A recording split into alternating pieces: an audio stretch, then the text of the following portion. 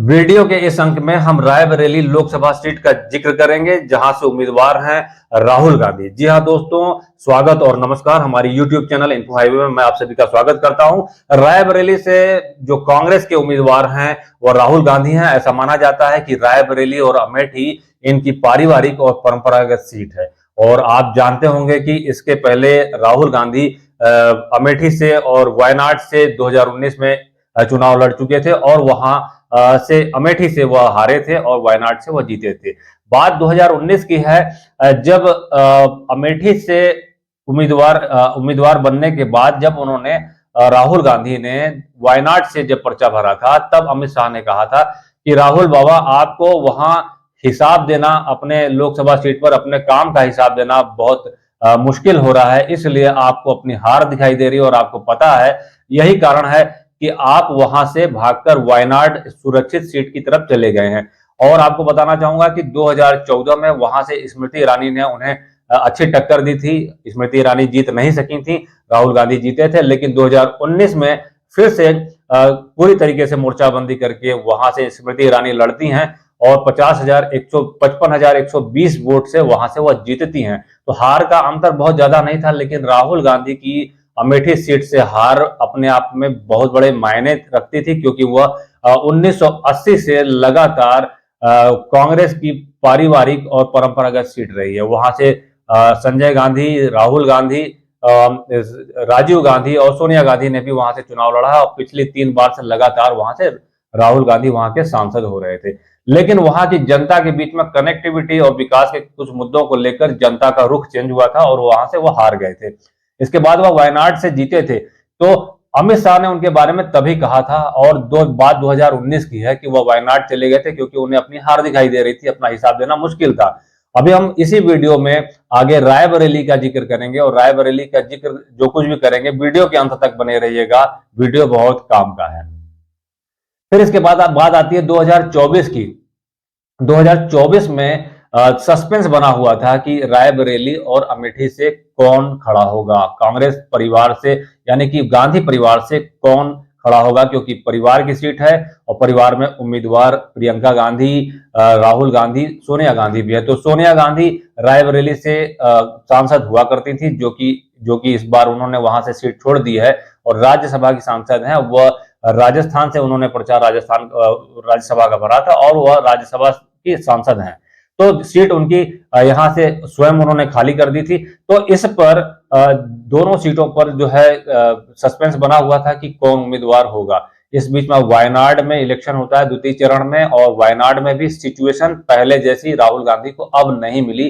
पिछले 2019 में तो वह वहां से जीत गए थे और अच्छे अंतर से जीते थे, लेकिन इस बार सिचुएशन बदली हुई है। शिकायत वही है जो पार्टी के कार्यकर्ता, पार्टी के बड़े कद्दावर नेता और जो जनता करती है, कि वह मुलाकात नहीं करते, वह संपर्क नहीं करते, वह बड़ी बड़ी यात्राएं करते हैं। और जब 2024 के इलेक्शन की जो जनसभाएं चल रही थी, तो उसमें प्रधानमंत्री श्री नरेंद्र मोदी ने यह कहा था कि वायनाड से यह सारी सिचुएशन देखने के बाद तुरंत वहां से भागेंगे।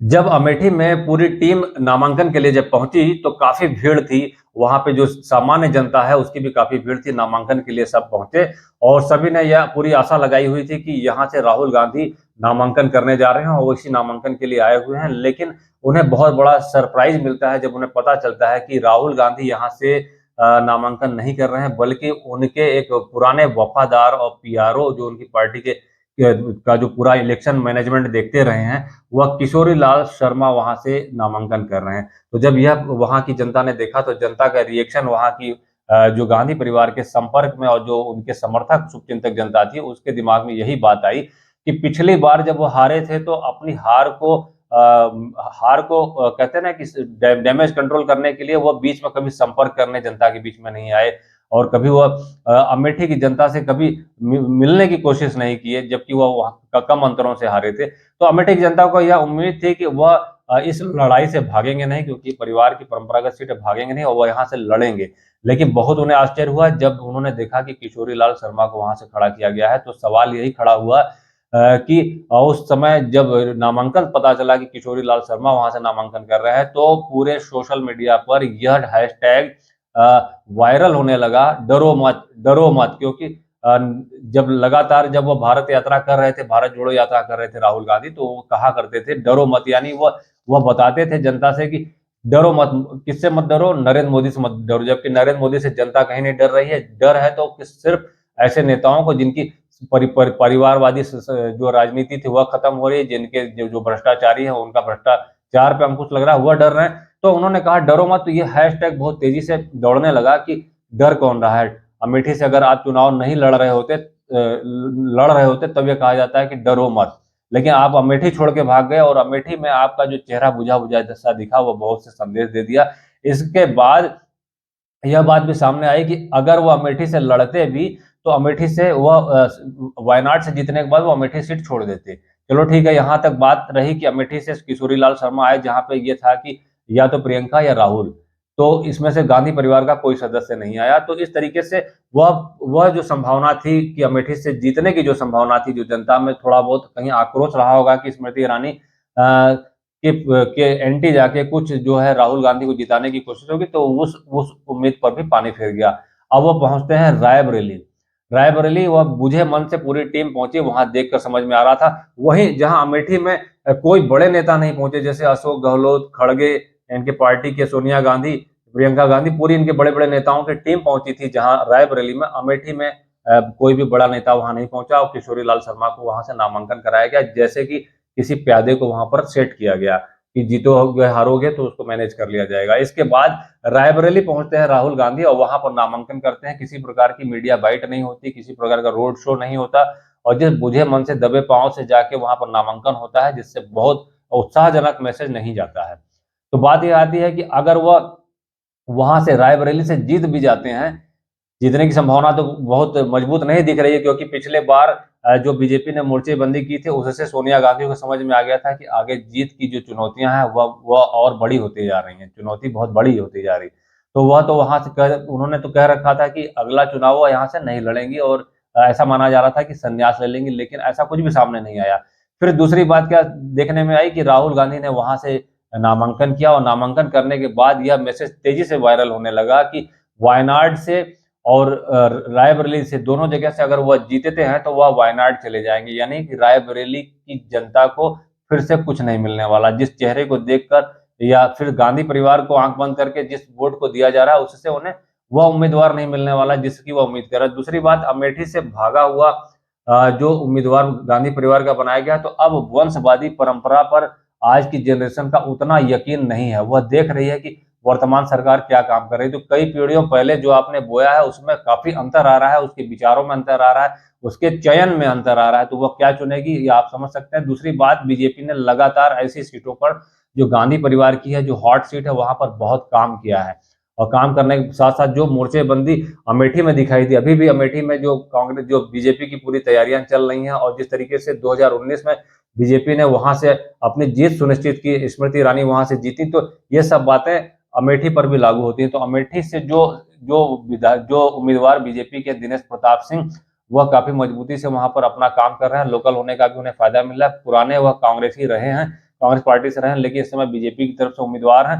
तो जो टक्कर होने वाली है वह बहुत अच्छी होने वाली है, और राहुल गांधी की जो इमेज बनी हुई है वह डरो मत वाली, जो अमेठी से निकल के यहाँ आई है, वह भी कहीं ना कहीं एक निगेटिव इम्पैक्ट रखती है। दूसरी बात यह है कि रायबरेली की जो वोटर हैं, जो वर्तमान समय में जो यंग वोटर हैं, उनको राहुल गांधी से क्या उम्मीद हो सकती है, राहुल गांधी के विजन पर उनका कितना भरोसा हो सकता है, और जीत भी गए तो वह क्या कर पाएंगे, इंडी गठबंधन की जीत की संभावना कितनी है, और वह वहां से लड़के क्या मैसेज देना चाहते हैं। क्या वह परिवार की सीट को बचाए रखने के लिए वहां से लड़ रहे हैं, या अपनी सुरक्षित सीट तलाश रहे हैं वहां से, या जो भी है, बहुत उत्साहजनक स्थिति नहीं दिखाई दे रही। तो क्या रायबरेली की जनता को फिर से वोट देना पड़ेगा? अगर राहुल गांधी हार जाते हैं तो उम्मीदवार उनको गांधी परिवार का नहीं मिलेगा, और अगर जीत जाते हैं तो राहुल गांधी के बाद कोई लड़ेगा वहां से, तो यानी मिलना राहुल गांधी भी नहीं है। तो या तो वहां की जनता अगर गांधी परिवार को जिताती है तो वहां के उपचुनाव के लिए तैयार रहे, और उपचुनाव अगर नहीं होता है, राहुल गांधी हार जाते हैं, तो जो फैसला होना है वही होगा। तो रायबरेली की जनता को अगर समझना होगा तो वह यह समझ सकती है कि उसको अपना वोट किधर देना है। अगर वो अपना वोट राहुल गांधी के अगेंस्ट देती है तो उसको शायद, अगर वहां पर जीत सुनिश्चित होती है, तो उपचुनाव का सामना नहीं करना पड़ेगा, क्योंकि हर बार इलेक्शन होना और बार बार उम्मीदवार का चयन करना, पार्टी के प्रति अवधारणा बनाना, यह आसान खेल नहीं होता है। और जनता भी अब इतनी खाली नहीं रह गई है कि वह बार बार इस चीज का चिंतन करे। तो रायबरेली की जनता जो 20 तारीख को वो वहां पर वोटिंग होनी है, वह बहुत अच्छे से सोचेगी कि किसे जिताना है। और जिस तरीके से जो कांग्रेस पार्टी की जो स्थिति दिख रही है, जो दिल्ली में आपने स्थिति देखी, जो आपने केरल में देखी कि पुराने कांग्रेसी कांग्रेस पार्टी के अंदर उन पर जो कदावर नेता है वह उन पर अपना विश्वास नहीं जमा पा रहे हैं, वह उनका विश्वास खत्म हो गया है।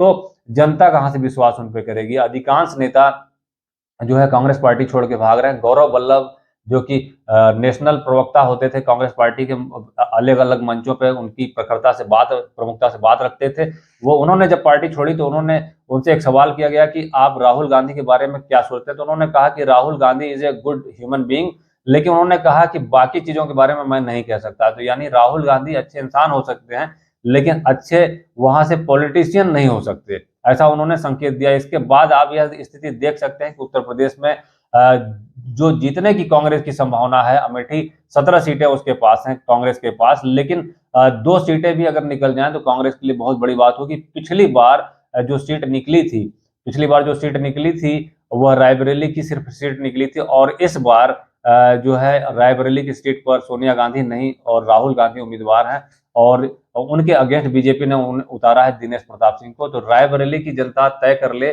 कि उनका चुना हुआ उम्मीदवार वायनाड में जाके बैठेगा या रायबरेली में बैठेगा। तो यह डिपेंड करता है कि वोट किधर पड़ता है। 20 तारीख को रायबरेली में वोट पड़ना है और सारी सिचुएशन एकदम क्लियर है।